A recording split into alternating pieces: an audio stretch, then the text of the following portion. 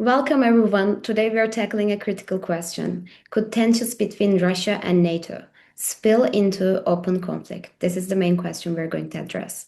With recent airspace violations and countries invoking Article 4, concerns are rising. We'll explore what this means for NATO, the likelihood of war, possible outcomes, and the implications of NATO's Article 5.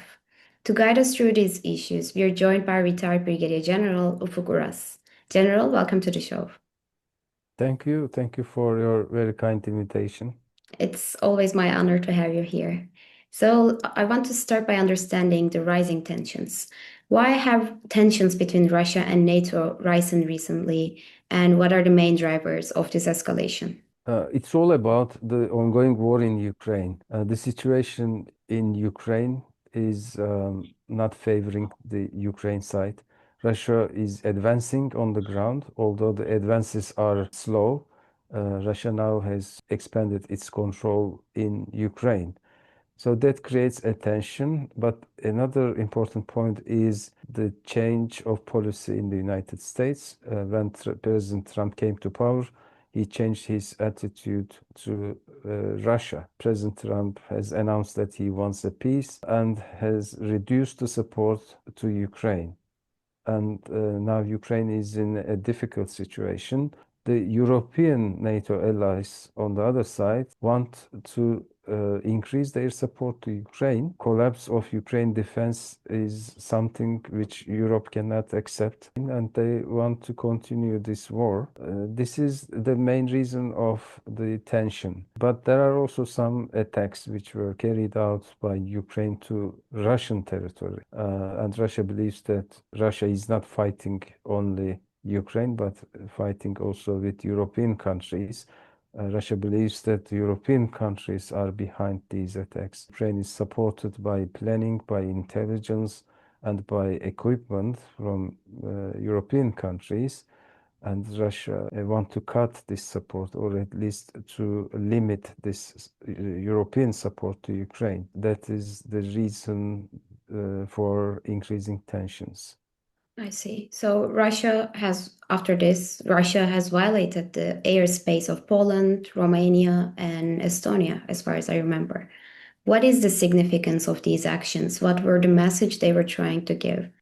There are several reasons of Russian airspace violations. Russia denied first all these accusations. Russia denied this also in the United Nations Security Council. Concerning the Polish air defense violation, it was carried out by drones, unmanned systems, and most of the drones were shot down by Polish Air Force. So it was not so much important as the violation of Estonian airspace, because Estonian airspace was violated by 3 fighter jets. That is considered a more serious case by NATO. Why Russia wants to do that? Russia doesn't want a war with NATO. It is not logical, because NATO is a large organization which has 32 member nations, and a war between Russia and NATO would not serve for the goals of Russia. Russia even has tough times in fighting a war only in Ukraine. Yeah. How could Russia would fight a war against 32 nations? So Russia wants to give a message here. I think the message is first about the European support to Ukraine. Russia is very much disrupted with the recent attacks against Russian soil, and the message to Europeans to stop such support to Ukraine. The second one is to also divert the European efforts to its own security rather than providing support to Ukraine. There was also an interesting statement made by the American ambassador to the United Nations. He also stated that this could have happened without the control of strategic leadership of Russia.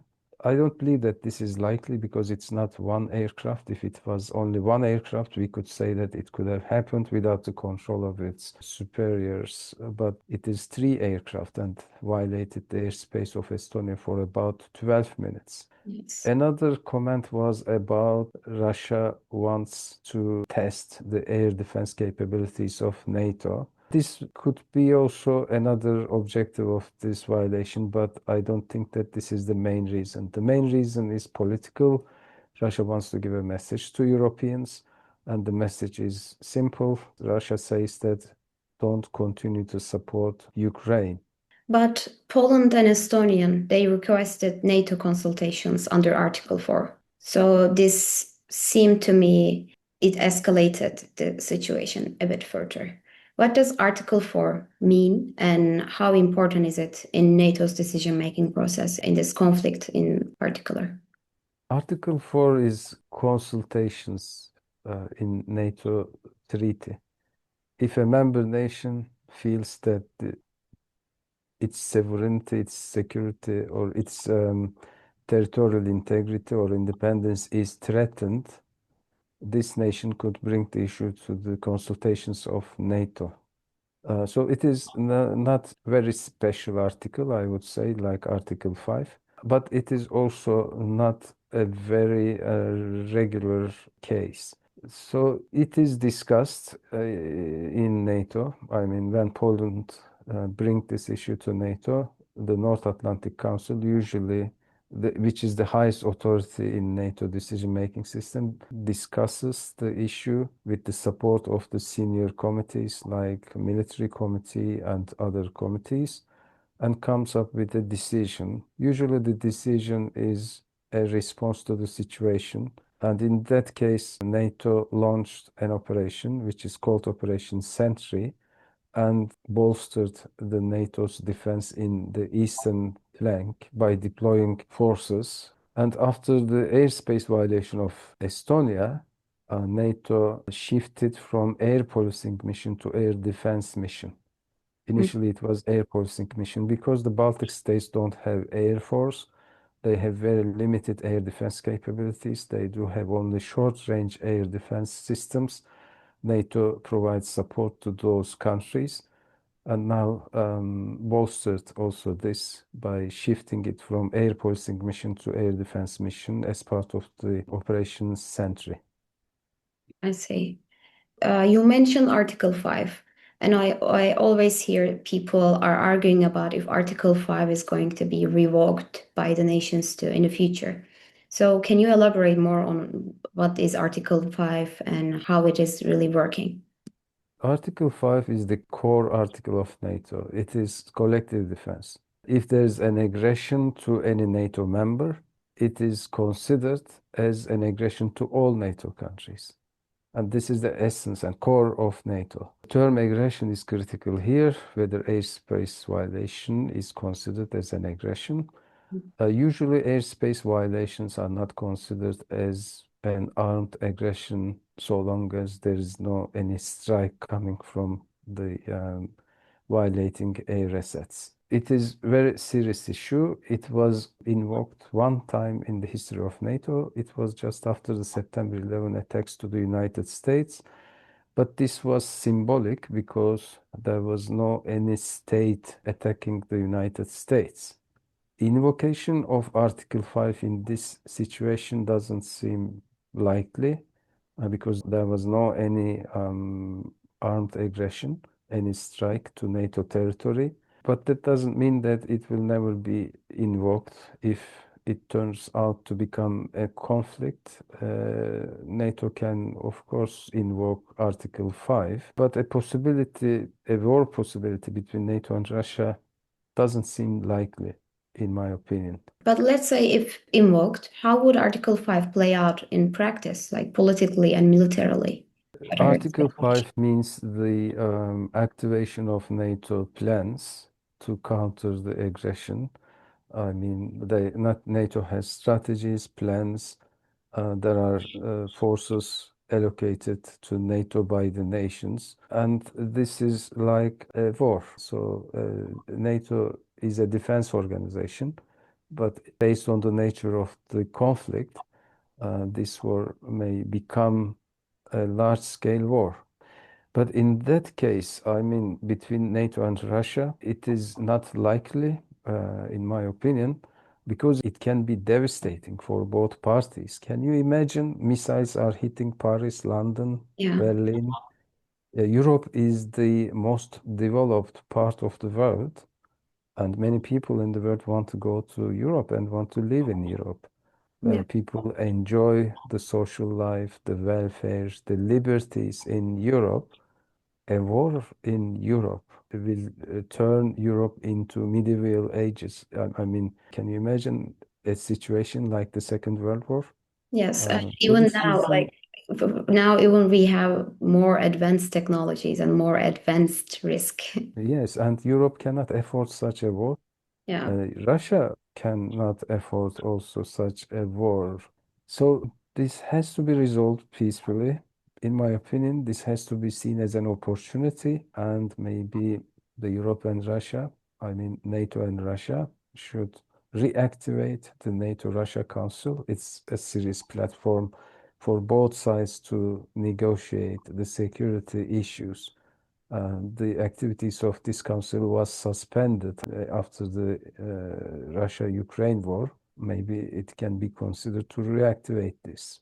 Is there any other kind of platform for Russia and NATO members to effectively communicate?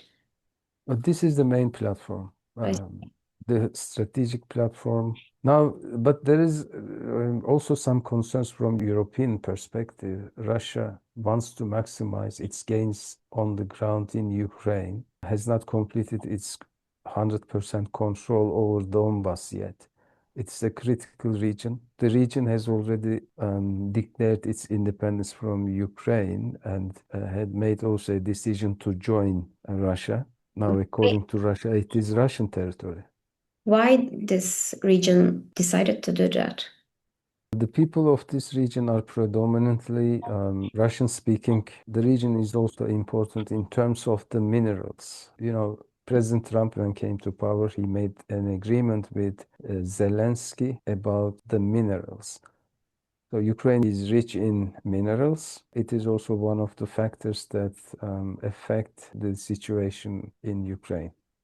So I'm still thinking about this potential war scenarios and trying to understand could either NATO and Russia realistically achieve a decisive victory over this land?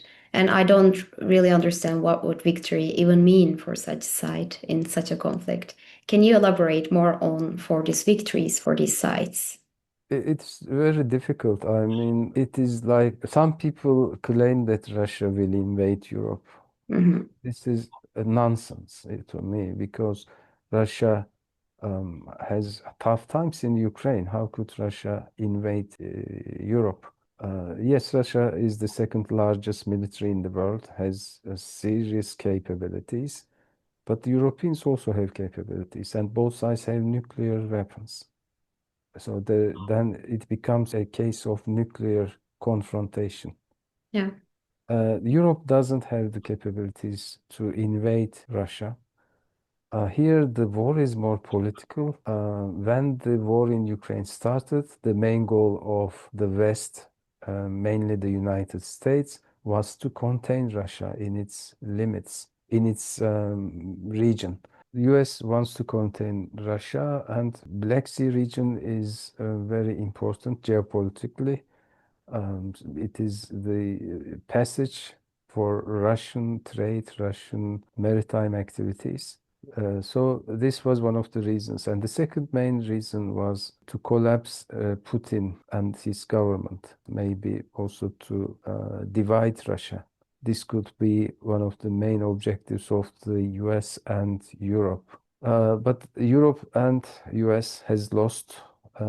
Putin is still very strong in power, and Putin gained the control of 20 or 25% of Ukraine territory. The West has seen that it would not be possible for the West to defeat Russia in Ukraine without a direct confrontation with Russia. And it is not acceptable to the European and US public. I mean, if European countries and US goes to a war in Ukraine, this would be a serious concern also for European publics. So in this situation, Russia has the initiative. Europe is in a difficult situation. They cannot sit on the table with Putin. But on the other side, they are not able to win this war militarily by supporting Ukraine, and they cannot go to a direct war with Russia. So Europe seems like that it is in a tough situation. So maybe my last question could be about the US and its policies. So during the Biden administration, we saw their constant support to Ukraine. But after President Trump came to the ruling, they start to change their overall politics in the region. And we saw them both meeting with President Zelensky and Putin. So we saw them, they started to not support Ukraine as they used to do so, and European countries started to support Ukraine more after this event. And then we saw Trump and Putin met in Alaska, and we were expecting them to come out with some kind of peace deal, but this didn't happen as well. So I'm also trying to understand what US is trying to do and why they couldn't achieve a peace deal with Russia, with Putin. Oh, yeah, that's a very tough question. First of all, President Trump, during his electoral campaign, stated many times that he would end the war in Ukraine. This is what he wanted. For this reason, he initiated the peace process. But he was not well acknowledged by Putin because Putin hasn't reached its objectives on the ground. And now he has the initiative because US does not support Ukraine as it used to be during Biden administration. Putin wants to proceed on the ground, and maybe after a certain time he will be ready for peace. Putin doesn't want a ceasefire. He opposed to that. He wants a direct peace. One of his goals is to negotiate peace with a different leader, not Zelensky. So this is the Russian perspective. Russia wants to maximize its gains on the ground.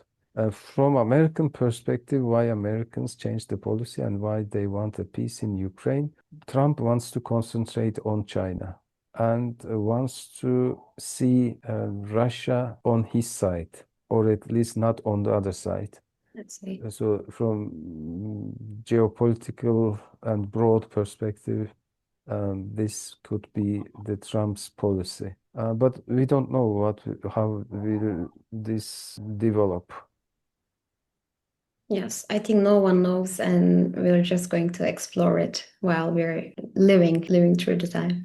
So thank you, General. These were all my questions. Is there anything you'd like to add before we close the program up? I don't have any other additional points. Thank you for your kind invitation.